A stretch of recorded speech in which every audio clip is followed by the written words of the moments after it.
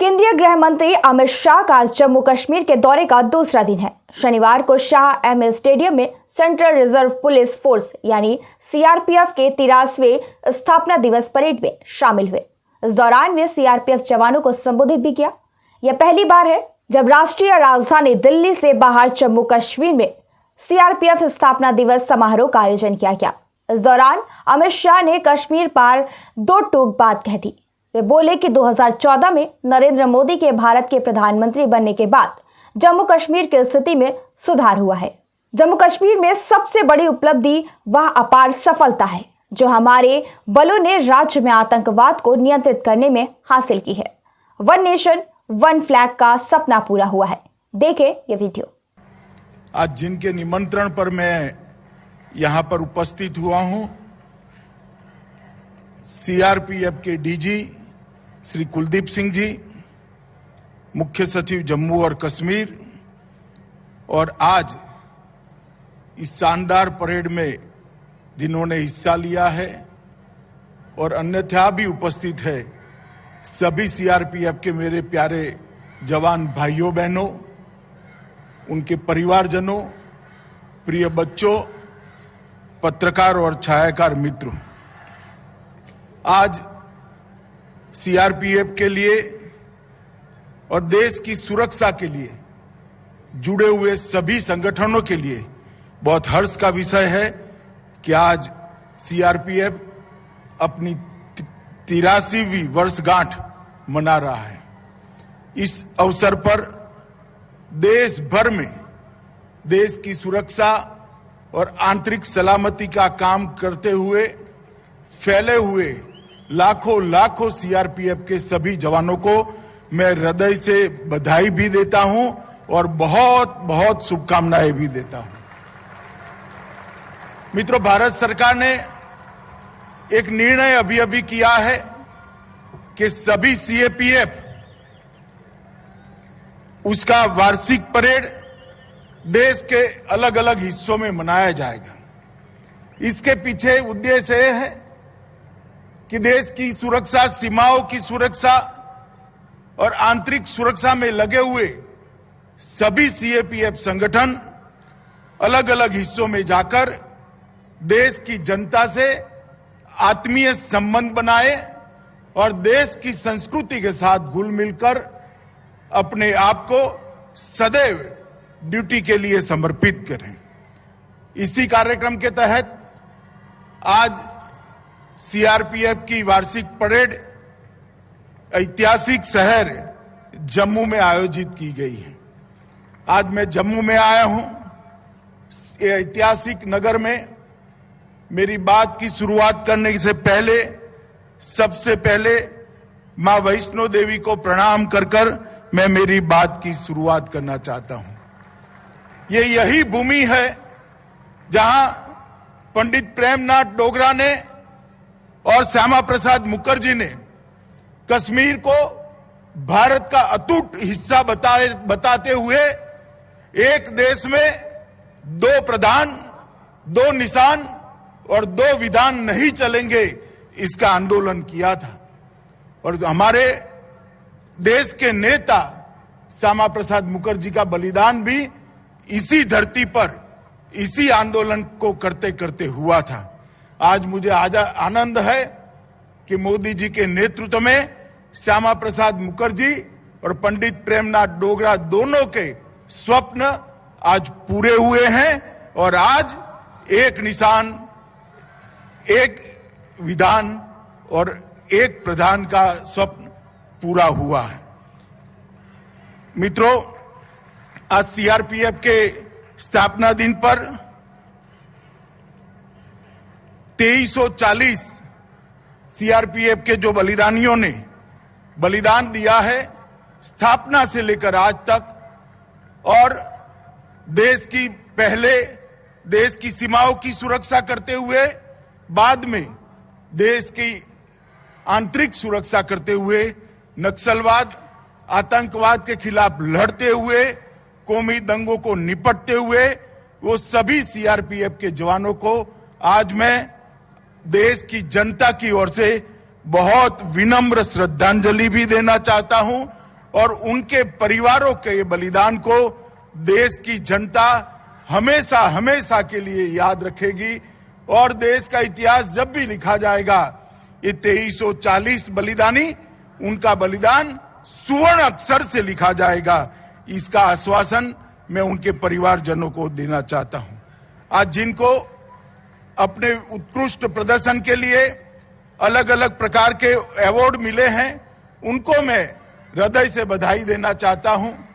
और जिनको मरणोत्तर उपरांत अवार्ड मिले हैं, वो परिवारजनों को मैं कहना चाहता हूं कि आपके बेटे के, आपके पति के, आपके भाई की शहादत कभी विफल नहीं जाएगी।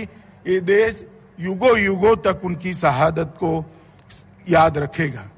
मित्रों, सीआरपीएफ ने एक जो परंपरा खड़ी की है, अपने आप का विचार करे बगैर, अपने आप का विचार करे बगैर देश का विचार करना, देश की सुरक्षा का विचार करना, ये परंपरा को मुझे विश्वास है सीआरपीएफ के सभी जवान आगे ले जाएंगे और सुदृढ़ करेंगे। हम सभी का आज के दिन यही संकल्प होना चाहिए। सीआरपीएफ केवल एक सीएपीएफ के रूप में नहीं है। देश का बच्चा बच्चा सीआरपीएफ के जवानों की शिस्त, समर्पण, बलिदान और त्याग की भावना की सराहना करता है। बचपन से मैंने देखा है, कोई भी दंगा हो, सीआरपीएफ के जवान आते ही लोगों के मन में ये आश्वस्ति हो जाती है कि अब दंगा शांत हो जाएगा, अब परिस्थिति को सीआरपीएफ संभाल देगी। ये आश्वस्ति वैसे ही नहीं होती। अनेक सालों की परिश्रम और उज्जवल इतिहास के आधार पर ये आश्वस्ति होती है। चाहे नक्सल एरिया हो, चाहे कश्मीर के अंदर पाक प्रेरित आतंकवादियों का सामना करना हो, चाहे उत्तर पूर्व के अंदर अशांति फैलाने वाले ग्रुपों को समाप्त कर शांति को बहाल करना हो, ये तीनों क्षेत्र में सीआरपीएफ ने बहुत सराहनीय भूमिका निभाई है। और मैं विश्वास के साथ कह सकता हूं, जिस प्रकार से मोदी जी के प्रधानमंत्री बनने के बाद कश्मीर, माओवादी क्षेत्र और उत्तर पूर्व में जिस दृढ़ता के साथ सीआरपीएफ ने काम शुरू किया है, मुझे विश्वास है कि कुछ ही सालों के अंदर ये तीनों क्षेत्र के अंदर शायद सीआरपीएफ को बहाल करने की जरूरत ही न हो। चिर शांति का एक साम्राज्य तीनों क्षेत्र में हम बना पाएंगे, इसका मुझे विश्वास है। और अगर ये होता है तो उसका मुख्य श्रेय सीआरपीएफ के जवानों को ही जाएगा।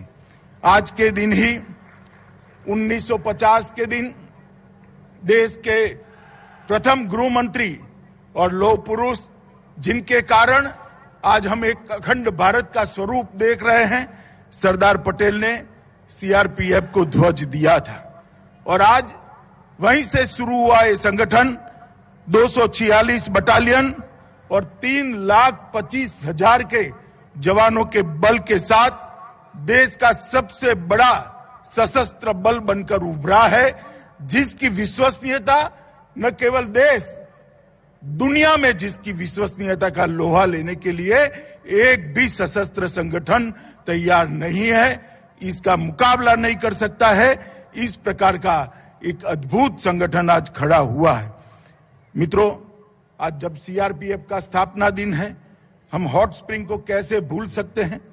21 अक्टूबर 1959 को चीनियों ने जब हमला किया, सीआरपीएफ के कुछ जवान मामूली से शस्त्र बल के साथ अनुपात में बहुत कम संख्या के साथ भीड़ गए और देश की एक एक इंच जमीन के लिए वीरता से लड़कर अपने प्राणों का बलिदान दिया।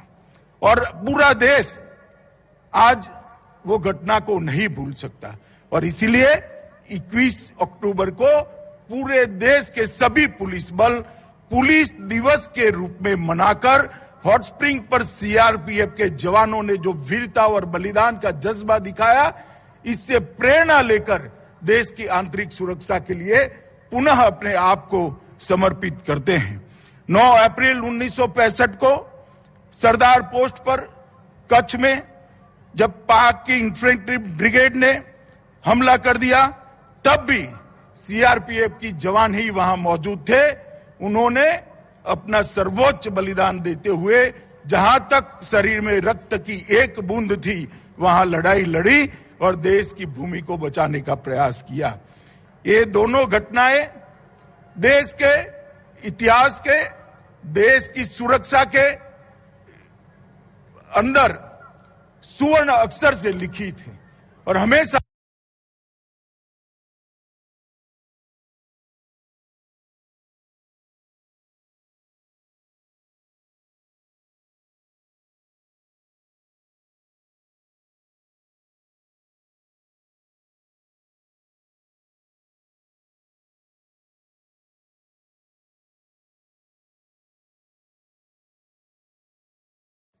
और देश की आंतरिक सुरक्षा का दृश्य देखकर देश के हर नागरिक के मन में चिंता होती थी कि देश का भविष्य क्या होगा, देश के भविष्य को हम कैसे सलामत रखेंगे, हमारे सार्वभौमत्व को कैसे अक्षुण्ण बनाकर रखेंगे, देश की आंतरिक सुरक्षा को कैसे संभालेंगे।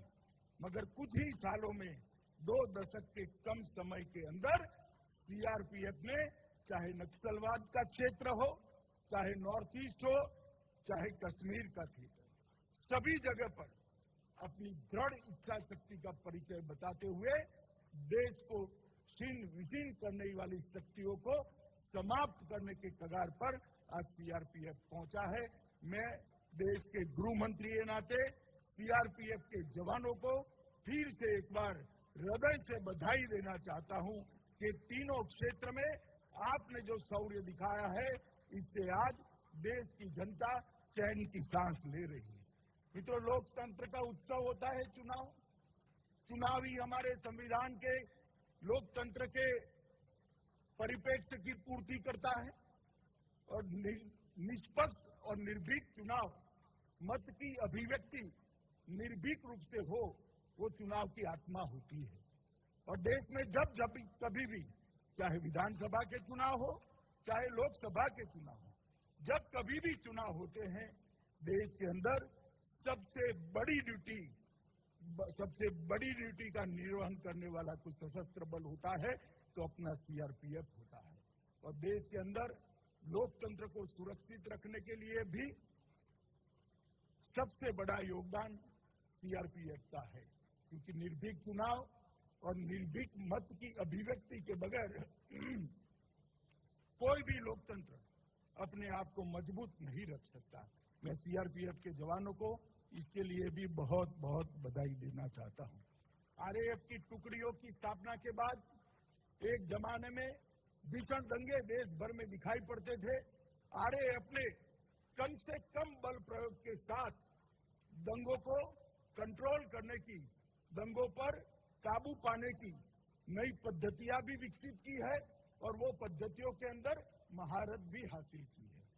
दृढ़ता इतनी ही है जितनी होनी चाहिए, मगर कम से कम बल प्रयोग के साथ दंगाइयों को एक प्रकार की नई कला से आरएएफ शांत करने में बहुत विश्वासपूर्ण तरीके से आज सफल हुआ है। और मैं देश के दंगों का इतिहास कोई भी देखेगा तो उसके 2 हिस्से जरूर दिखाई पड़ेंगे, आरएएफ की स्थापना के पहले के दंगे और आरएएफ की स्थापना के बाद के दंगे। मैं निश्चित रूप से कह सकता हूं कि आरएएफ की स्थापना के बाद देश में दंगों को बहुत कम करने में रैपिड एक्शन फोर्स को सफलता मिली है। और रैपिड एक्शन फोर्स ने इसके साथ साथ स्टेट की रिजर्व पुलिस को भी ट्रेन करने का एक अभियान चलाया।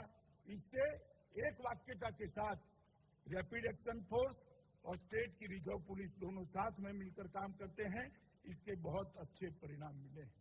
मित्रों, ये आजादी का अमृत महोत्सव है, अमृत महोत्सव का वर्ष है।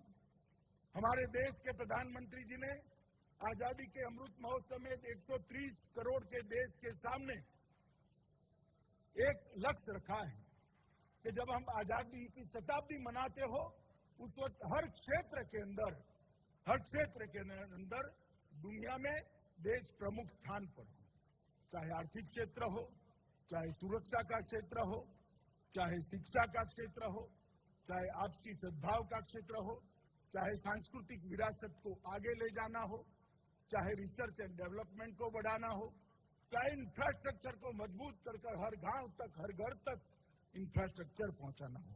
अगर ये करना है तो देश के अंदर $5 ट्रिलियन की इकोनॉमी का लक्ष्य हमारे प्रधानमंत्री जी ने देश के सामने रखा है। और मैं मानता हूं $5 ट्रिलियन की इकोनॉमी का लक्ष्य तभी सिद्ध हो सकता है जब देश की आंतरिक सुरक्षा मजबूत हो और आंतरिक सुरक्षा के बारे में हम सुनिश्चित हों। और सीआरपीएफ की इसमें बहुत बड़ी भूमिका है। मैं आज डीजी सीआरपीएफ को जरूर कहना चाहता हूं, जैसे देश के अंदर हर क्षेत्र, हर इकाई अपने लक्ष्य तय कर रहा है, सीआरपीएफ भी आजादी के अमृत महोत्सव के वर्ष में एक शताब्दी तक के सीआरपीएफ का रोड मैप, आने वाली चुनौतियां और आने वाली टेक्नोलॉजी को, उपलब्ध टेक्नोलॉजी को और आने वाली टेक्नोलॉजी को आत्मसात करने की रणनीति दोनों बनाकर सीआरपीएफ को सबसे आधुनिक, सबसे सक्षम और सबसे इफेक्टिव सशस्त्र बल बनाए। इस दिशा में हमने काम करना होगा। मुझे विश्वास है कुलदीप जी के नेतृत्व में सीआरपीएफ की पूरी टीम इसको आगे बढ़ाएगी। मित्रों, आज एक कार्यक्रम जम्मू कश्मीर में रखा है, तब मैं निश्चित रूप से जम्मू कश्मीर की स्थिति का भी बात करना चाहूंगा। 2014 में नरेंद्र भाई देश के प्रधानमंत्री बनने के बाद जम्मू कश्मीर की स्थिति में इतने कम अंतराल के अंदर बहुत बड़ा परिवर्तन आया है। सबसे पहली बात, जम्मू कश्मीर में लोकतंत्र को गांव तक पहुंचाने की शुरुआत हुई है। आज जम्मू कश्मीर के लिए और देश भर के लिए गर्व की बात है कि 33,000 से ज्यादा प्रतिनिधि ये लोकतंत्र का हिस्सा बना है। हर गांव में पंच सरपंच गांव को विकास के रास्ते पर आगे ले जा रहे हैं। तहसील पंचायतें बनी हैं, जिला पंचायतें बनी हैं। लोकतंत्र को जमीन पर पहुंचाने में आज नरेंद्र मोदी सरकार को बहुत बड़ी सफलता मिली है। मित्रों, इसके साथ ही धारा 370 हटाने के कारण दलितों, पिछड़े वर्ग, महिलाओं और पहाड़ी लोगों को एक प्रकार से जो विकास की प्रक्रिया से कहीं न कहीं कटे हुए थे, नए कानूनों के तहत इन सबको समाहित करते हुए सर्वस्पर्शीय, सर्वसमावेशक विकास की शुरुआत जम्मू कश्मीर में हुई है। और मैं मानता हूं कि जम्मू कश्मीर के अंदर सबसे बड़ा काम हुआ है, जो सशस्त्र बलों की सबसे बड़ी सफलता है कि यहाँ पर आतंकवाद पर एक निर्णायक कंट्रोल लेने में सशस्त्र बलों को सफलता मिली है। औद्योगिक विकास भी देश की आजादी से लेकर अब तक जितना इन्वेस्टमेंट जम्मू कश्मीर में आया है, हमारे एलजी साहब यहाँ बैठे हैं, मैं उनको बहुत बहुत मनोज जी को बधाई देना चाहता हूं कि 33,000 करोड़ से ज्यादा का इन्वेस्टमेंट जम्मू और कश्मीर के अंदर जमीन पर उतारने में जम्मू कश्मीर प्रशासन को सफलता मिली है। प्रधानमंत्री पैकेज के सारे पहलुओं को पूर्ण करने के लिए द्रुत गति से काम हो रहा है। हर घर जल, बिजली हर घर पहुंचाना, कोरोना के लिए एक अद्भुत व्यवस्था खड़ी करना, हर घर में शौचालय पहुंचाना, हर घर के अंदर आयुष्मान भारत का कार्ड पहुंचाना, ये सारी योजनाओं में 100% सैचुरेशन जम्मू कश्मीर लाया है। इसके लिए जम्मू कश्मीर प्रशासन बहुत बहुत बधाई का हकदार बनता है। सड़क निर्माण में सारे रिकॉर्ड तोड़ते हुए ये 5 साल के अंदर सड़क निर्माण आजादी के बाद सबसे तेज रफ्तार के साथ हुआ है। चाहे नेशनल हाईवे हो, चाहे स्टेट हाईवे हो, चाहे गांव को जोड़ने वाले छोटे छोटे रास्ते हो, हर क्षेत्र के अंदर रिकॉर्ड तोड़ने का काम जम्मू कश्मीर प्रशासन ने किया है। 7 नए मेडिकल कॉलेज बने हैं, 2 एम्स बने हैं, 21 जल विद्युत योजनाओं को शुरू कर दिया गया है और इसके साथ साथ हर क्षेत्र के अंदर पारदर्शिता को लाने में जम्मू कश्मीर सरकार को बड़ी सफलता मिली है। आजादी के बाद पहली बार भ्रष्टाचार के विरोध में एक बहुत बड़ा अभियान दोनों प्रकार से किया गया। भ्रष्ट लोगों को नसीहत करने का भी अभियान लिया गया और सिस्टम के अंदर से, प्रशासन के अंदर से भ्रष्टाचार कैसे नाबूद हो, इसके लिए भी एक बहुत बड़े बदलाव करने का काम जम्मू कश्मीर प्रशासन ने किया है। मैं आज इस मंच पर से जम्मू कश्मीर प्रशासन को भी बहुत बहुत बधाई देना चाहता हूं। मित्रों, मैं सीआरपीएफ पर हमेशा गर्व करता हूं, पूरा देश गर्व करता है। आज सीआरपीएफ का स्थापना दिन है।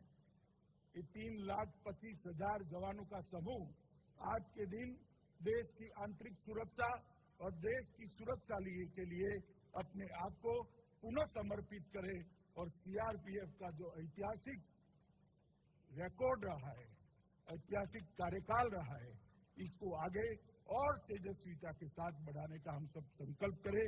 यही आप सबसे अपेक्षा भी है और यही आप सबसे अभ्यर्थना भी है। मित्रों, फिर से एक बार 2340 जवान जो अपना सर्वोच्च बलिदान दिए हैं, उनको श्रद्धांजलि देकर मेरी बात को मैं समाप्त करता हूं। वंदे मातरम। धन्यवाद महोदय।